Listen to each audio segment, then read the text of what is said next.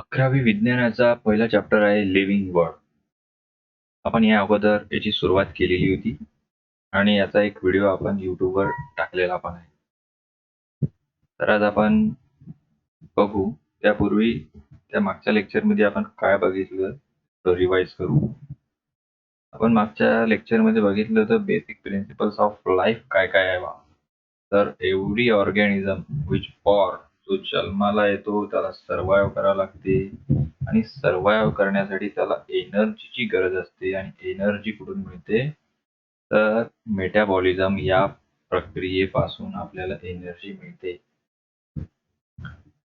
दुसरा पॉइंट सांगितला होता जेव्हा आपण जन्म घेतो तेव्हाच आपली वाढ होते आणि आपला विकास होत असतो आणि ह्या वाढ आणि विकास काही ठराविक काळापुरतीच होत असतो, त्यानंतर तो थांबतो.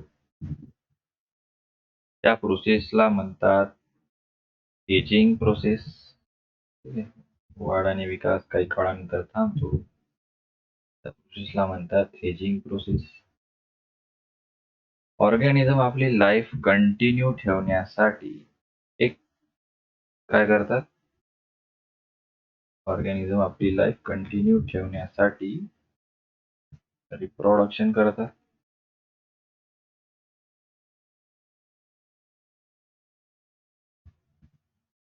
त्यानंतरचा पॉइंट सांगितलं का बा जेव्हा मेटाबॉलिझम प्रक्रिया आपल्या शरीरात थांबते तेव्हा ऑर्गॅनिझम डाईज होतो, मरतो.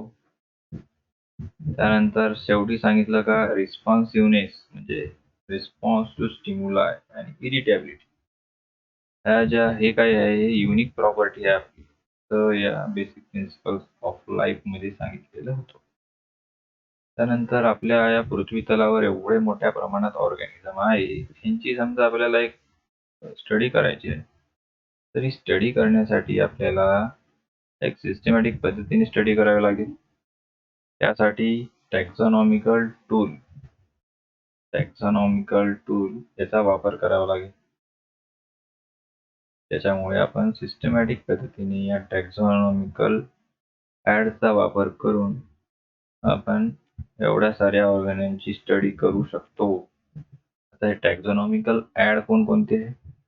यामध्ये एक आहे हर्बेरिया, बॉटनिकल गार्डन, त्यानंतर आहे museum, biodiversity park, zoological park, की हे एक प्रकारचं बुक आहे. आपण काल हर्बेरियम सुद्धा बघितलं होतं. हर्बेरियम थोडक्यात बघितलं होतं हर्बेरियम. बघू काय असते. पिटॉन डी टॉर्नपॉट या शास्त्रज्ञांनी सर्वात पहिले शब्द वापरला एलिमेंट्सच्या पुस्तकात. लुकाघिनी या शास्त्रज्ञाने सर्वात पहिले हर्बेरियम इस्टॅब्लिश केली. हर्बेरियमची प्रोसेस बघितली आपण. हर्बेरियमची प्रोसेस काय आहे नेमकी?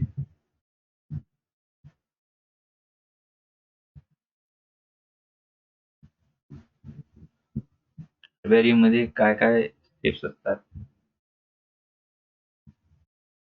पहिलं असते कलेक्शन,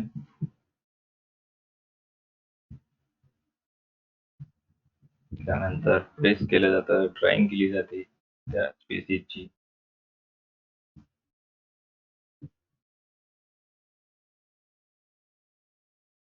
त्यानंतर ते पॉयझनिंग केलं जातं. पॉयझनिंग हा शब्द वापरला आहे म्हणजे जेणेकरून इन्सेक्ट, फंगस आणि सडणे आणि कुजण्यापासून ते काय होईल आपण त्याच्यापासून प्रोटेक्ट करू. आणि पॉयझनिंग साठी SgCl2 वापरलं जातं, मर्करी क्लोराईड. पॉयझनिंग नंतर काय केलं जातं, माउंट केलं जातं हर्बेरियम शीट वरती, माउंट केलं जातं आणि मग स्टिचिंग केलं जातं. काय केलं जातं, स्टिचिंग म्हणजे धाग्याने वगैरे याच्यावर या हर्बेरियम शीट वरती व्यवस्थित चिपकवलं जातं. त्यानंतर ते लेबलिंग केलं जातं आणि मग प्रिझर्व केलं जातं.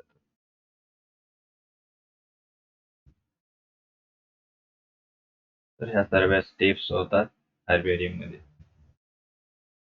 लेबलिंगमध्ये एक उदाहरण दिलं आहे या पुस्तकात आपल्या. लेबलिंगमध्ये बघा, तर राईट साईडला ते लेबलिंग केलं जातं.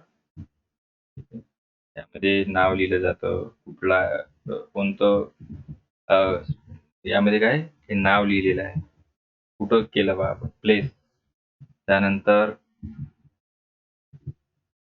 या स्पेसीसचं नाव, सायंटिफिक नाव, लोकल नाव, फॅमिली, त्याचं युजेस, लोकॅलिटी, त्यानंतर आणखी काय आहे,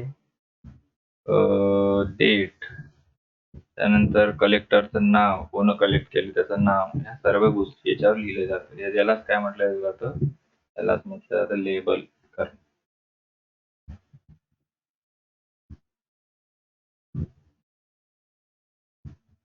तर हे झालं हर्बेरियम. हर्बेरियम लुकागिनीची माहिती आहे, लुकागिनी सायंटिस्ट थोडीशी.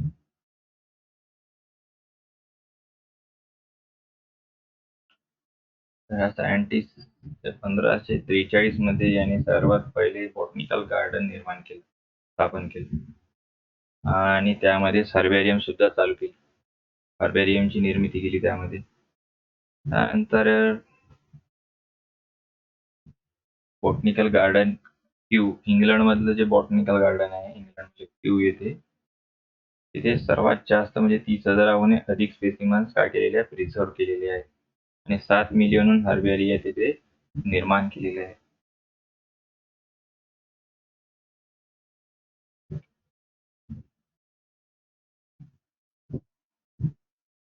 त्यानंतर internet my friend, collect the information about professor लमायडा, professor V N Naik, doctor A V Sathe, Patwardhan, doctor Patwardhan यांची माहिती घ्या म्हणते. तर बघू आपण यांची माहिती काय आहे. प्रोफेसर अल्मायडा, मार्सेलिन अल्मायडा हे काय रिनो प्लांट टॅक्झॉनॉमिस्ट आहे, मेडिसिनल प्लांट कन्सल्टंट आहे. त्यांनी ब्लॅटर ऑफ हर्बेरियम येथे क्युरेटर म्हणून काम केलेलं आहे, निरीक्षक वगैरे. He discovered 4 species of pteridophytes of Bombay Presidency and pteridophytes of Maharashtra and flora of महाबळेश्वरी या विषयामध्ये सुद्धा काम केलेलं आहे. त्यानंतर professor V N Naik. Professor V N Naik हे एन्जिओस्पर्म्स टॅक्झॉनॉमिस्ट आहे. त्यांनी फ्लोरा ऑफ मराठवाडा यामध्ये काम केलेलं आहे, या विषयामध्ये काम केलेलं आहे. त्यांनी 15 PhD केलेल्या आहेत, 110 रिसर्च पेपर पब्लिश केलेले आहेत, 6 बुक सुद्धा पब्लिश केलेले आहेत. त्यांचं महत्वाचं बुक म्हणजे टॅक्झॉनॉमी ऑफ एन्जिओस्पर्म्स ही आहे, आणि ते डॉक्टर बाबासाहेब आंबेडकर मराठवाडा युनिव्हर्सिटीमध्ये एक प्रोफेसर म्हणून काम करतात. डॉक्टर ए व्ही साठे कोण आहे? ए व्ही साठे हे एक collection and taxonomic studies of mushroom, यांनी मशरूमवर स्टडी केलेली आहे 1974च्या काळात. आणि ए व्ही साठे आणि Steam were among the first to begin the studies. They recorded 75 species मशरूमच्या नवीन शोधल्या, त्यामध्ये 43 जिनेरा त्यांनी रेकॉर्ड केल्या. त्यांनी हे काम महाराष्ट्र, कर्नाटक आणि केरळ या 3 राज्यात त्यांनी काम केलेलं आहे. आणि त्यांची जे कलेक्शन आहे त्यांनी ते कुठे केलेलं आहे, मोनोग्राफ ऑफ अगॅरिकल्स मध्ये हे त्यांनी डॉक्युमेंट केलेलं आहे, कलेक्शन केलेलं आहे. त्यानंतर डॉक्टर पटवर्धन साहेब, डॉक्टर पटवर्धन सर, ते डॉक्टर पटवर्धन यांनी associate at the MSCS research institute Pune, रेनेमिया जागरकर रिसर्च इन्स्टिट्यूट पुणे यांनी इथे काम केलेलं आहे. त्यांचं स्टडीज आहे लायकेन्सवर. His schools is in possession of over 600 species of crustose lichens obtained after intensive collection program. These specimens have been deposited in Azrekar Biological Herbarium in the Department of Mycology and Plant Pathology at the MSS. यांनी या Agarkar research इन्स्टिट्यूटमध्ये काम केलेलं आहे, आणि कशावर काम केलेलं, लायकेन्सवर काम केलेलं आहे. मायकोलॉजिकल हर्बेरियम इथे त्यांनी ते काम केलेलं आहे. डॉक्टर हे झाली यांची माहिती बघितली आपण थोडक्यात. आता आता आपल्याला बघायचं आहे नवीन टॅक्झॉनॉमिकल ऍड बघायचं आहे हर्बेरियम नंतर, ते botanical garden. Botanical garden. Botanical gardens are the places where living plants of different varieties collected from different parts of the world. Different varieties of plants आणि from different parts of the world ते काय केले जाते, ते preserve केले जातात कुठे, त्या बॉटनिकल गार्डन मध्ये. Are grown in a scientific and systematic way. Scientific आणि सिस्टमॅटिक मध्ये इन विवो. इन विवो म्हणजे काय, इन नॅचरल हॅबिटॅट, त्यांच्याच नॅचरल हॅबिटॅट मध्ये जितकी झाडं आहेत तिथेच त्यांचं तिथेच बॉटनिकल गार्डन निर्माण केले जातात. आणि त्या प्लांट्सला काय लेबलिंग वगैरे केली जाते, तिथे त्यांचं कॉमन नेम, सायंटिफिक नेम आणि बाकी काही माहिती याच्याबद्दल झाडाबद्दल त्या केली जाते बॉटनिकल गार्डनमध्ये. कसं केलं जातं? इन व्ह्यू म्हणजे natural condition, in view natural natural habitat. एक उदाहरण म्हणून बनियन ट्री दिलेलं आहे बघा इथे. बनियन ट्री, बनियन ट्री हे काय झालं, कॉमन नेम झालं. आणि आपल्या लोकल नेम याचं वडाचं झाड म्हणतो, वड. आणि याचं सायंटिफिक नेम इथे दिलेलं आहे फायकस बेनघेलेसिस. ठीक आहे, हे झालं फॅमिली त्याची मोरेसी. मोरेसी आणि याच्याबद्दल थोडीफार माहिती दिली. आणि या झाडाची नोंद Guinness book of world record मध्ये सुद्धा झालेली आहे. 255 वर्ष जुनं झाड आहे. कोलकात्यातल्या बॉटनिकल गार्डन मधलं आहे.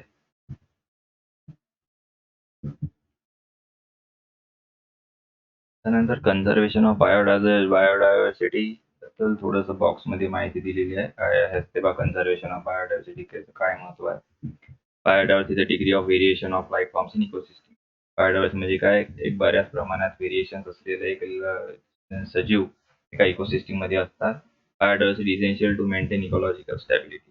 इकॉलॉजिकल स्टॅबिलिटी मेंटेन करण्यासाठी बायोडायव्हर्सिटी ही अत्यंत आवश्यक अशी गोष्ट आहे. जेवढी बायोडायव्हर्सिटी कॉम्प्लेक्सिटी आणि त्याची डेन्सिटी सर्वात जास्त असेल, तेवढी जी इकोसिस्टम आहे ती कशी हेल्थी समजल्या जाते. सगळ्यात चांगली इकोसिस्टम कशाला म्हणतात, तर जिथे बायोडायव्हर्सिटीची कॉम्प्लेक्सिटी जास्त आहे आणि डेन्सिटी जास्त आहे. ठीक आहे. नंतर पॉप्युलेशन एक्सप्लोजन. आता हे आपल्याबद्दल म्हटलेलं आहे. पॉप्युलेशन एक्सप्लोजन आणि ओव्हर एक्सप्लोटेशन ऑफ रिसोर्सेस. आता आपल्या ह्युमन बिईंगची पॉप्युलेशन एवढी वाढत आहे झपाट्याने, आपण या पृथ्वी तलावर असणाऱ्या रिसोर्सेसचा वापर पण तेवढ्याच झपाट्याने करत आहोत. आणि इतर प्राण्यांचे सुद्धा आपण रिसोर्सेस हडपत आहोत. ठीक आहे. त्यामुळे काय होत आहे, बायोडायव्हर्सिटीचं खूप मोठ्या प्रमाणात नुकसान होत आहे. त्यांचं हॅबिटॅट खतम करत आहोत, त्यांची राहण्याची खाण्याची व्यवस्था खतम करत आहोत. Conservation involve attempting to slow down. आता हे आपल्याला कन्झर्वेशन कसं करायचं आहे, यामध्ये काय काय येतं मग, तर आपल्याला आपली लोकसंख्या कमी करावी लागेल. त्यामुळे आपले रिसोर्सेस सुद्धा वापर जो करता आपण रिसोर्सचा मोठ्या प्रमाणात तो कमी होईल. त्यानंतर जे त्यांचं नॅचरल हॅबिटॅट आपण नष्ट केलेलं आहे ते त्यांना पुन्हा स्थापन करून द्यायचं, पुन्हा तयार करून द्यायचं जसं होतं तसं. तर आपण हे कन्झर्वेशन मध्ये करू शकतो. आता यालाच काय म्हटलेलं आहे, इन सिटू कन्झर्वेशन म्हटलेलं आहे. इन सिटू कन्झर्वेशन म्हणजे ज्या स्थितीत, ज्या नॅचरल कंडिशन मध्ये आहे त्याच नॅचरल हॅबिटॅट मध्ये, इन्व्हायरमेंट मध्ये त्यांचं काय करायचं आहे, आपल्याला कन्झर्वेशन करायचं. त्याला म्हणतात in Situ conservation. Why does the loss of biodiversity matter? आपल्याला मॅटर काय करते? For many people this is it is simple moral or ethical issue. बऱ्याच लोकांसाठी एक नैतिक विषय आहे. नैतिक विषय कसा आहे बघू आता. We share our planet with a huge range of other organism. आपण या पृथ्वीवर काही एकटेच राहत नाही, आपण इतर प्राण्यांसोबत सुद्धा राहतो. आणि त्यामुळे त्यांना नुकसान पोहोचवण्याचा कोणताही अधिकार आपल्याला नाही. जेवढा अधिकार या पृथ्वीवर आपल्याला आहे, ह्युमन बिईंग नाही, तेवढाच त्यांना पण आहे. त्यामुळे त्यांना आपण नुकसान पोहोचवू शकत नाही. जर एखादी व्हेरायटी लॉस झाली तर त्याचा अफेक्ट पूर्ण पूर्ण पूर्ण इकोसिस्टमवर होतो. जर आपण स्नेक्स आहे, त्यांना आपण किल केलं, आपण स्नेक्सना समजा किल केलं, तर त्याचा सर्वात भयंकर इफेक्ट कुठं होतो, तर ऍग्रिकल्चरवर होतो. ठीक आहे, ऍग्रिकल्चरवर होतो. त्यामुळे काय होईल, ऍग्रिकल्चरवर काय होईल, रॅट, बाकीचे इन्सेक्ट वगैरे झाले, यांची संख्या वाढेल. ठीक आहे, रॅटची, इन्सेक्टची संख्या वाढेल. अशा प्रकारे एका व्हेरायटीचा इफेक्ट पूर्ण एंटायर इकोसिस्टमवर होतो. त्यानंतर म्युझियम आहे. म्युझियम हे पण एक टॅक्झॉनॉमिकल टूल आहे. म्युझियम काय आहे, are the repositories of preserve plant and animal species. हे काय एक भंडार आहे म्हटलेलं आहे. भंडार कशाचं, प्लांट आणि ॲनिमल प्रिझर्वेशन केलेलं असतं तिथे. एक plant and animal specimens may be preserve in formalin in transparent jar. ठीक आहे, तुम्ही कधी तुमच्या कॉलेजच्या वगैरे लायब्ररीमध्ये लॅबॉरेटरीमध्ये बघितलं असेल, अशा प्रकारच्या चारमध्ये काही स्पेसिमन ठेवलेलं असतात. ठीक आहे, यामध्ये लिक्विड भरलेलं असतं. हे लिक्विड काय असतं, हे फॉर्मॅलिन असतं. ज्यामुळे हे जे प्राणी आहे हा बरेच दिवस टिकून राहतो, सडत नाही किंवा कुजत नाही. आणि त्याच्यावर नाव वगैरे लिहिलं असतं, लेबलिंग केलेलं असतं. लार्जर ॲनिमल्स लाईक आणि मोठे जसे प्राणी आहे, बर्ड्स आणि मॅमल्स यांना काय केलं जातं, स्टफ करून प्रिझर्व्ह केलं जातं. आणि या प्रोसेसला टॅक्सिडर्मी म्हणतात. आता स्टफ कसं केलं, समजा एखादा प्राणी आहे, त्याच्यामधले जेवढे काही इंटरनल ऑर्गन आहे, सगळे काय केले जातात, काढून टाकले जातात बाहेर. आणि मग जो उरला त्याच्यामध्ये काय भरलं जातं, त्याच्यामध्ये भरलं जातं भुसा वगैरे भरला जातो, भुसा आणि कॉटन वगैरे भरला जातो. आणि या स्किनवर काहीतरी ट्रीटमेंट केली जाते केमिकल्स वगैरे चिडकून, आणि ते मग म्युझियममध्ये ठेवले जातात. त्याच प्रोसेसला काय म्हणतात, टॅक्सिडर्मी म्हणतात. Specimens are dried and form are also existing. Dried form मधले स्पेसिमन सुद्धा आपल्याला म्युझियममध्ये दिसतात. We can even find systematic collection of shells दिसतात, स्केलेटन्स ऑफ विविध डायनासोरचा वगैरे तुम्ही बघितला असेल फॉरेनच्या म्युझियम मध्ये स्केलेटन वगैरे ठेवलेला दिसतो आपल्याला. टी मध्ये वगैरे बघितलं असेल, त्यानंतर इन्सेक्ट बॉक्सेस सुद्धा ठेवलेले असतात museum. Zoological Museum in Educational Institute are reference hub of biodiversity study. Biodiversity studies करण्यासाठी एक रेफरन्स हब आहे. रिसर्चर्स, सायंटिस्ट लोकांना एक रिसर्चर्स हब म्हणून उपयोगी येतो म्युझियम. त्यानंतर हा म्युझियम दिलेला आहे बघा, गेंडा. गेंडा स्पेसिमन्स बघा इथं ठेवलेले आहे. काय म्युझियम, बायोलॉजिकल म्युझियम म्हटलेलं आहे.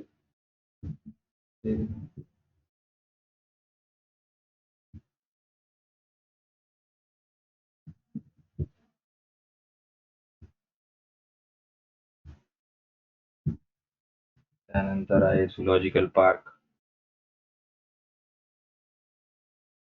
झुलॉजिकल पार्क त्याला झू सुद्धा म्हणतात. झुलॉजिकल पार्कला झू सुद्धा म्हणतात.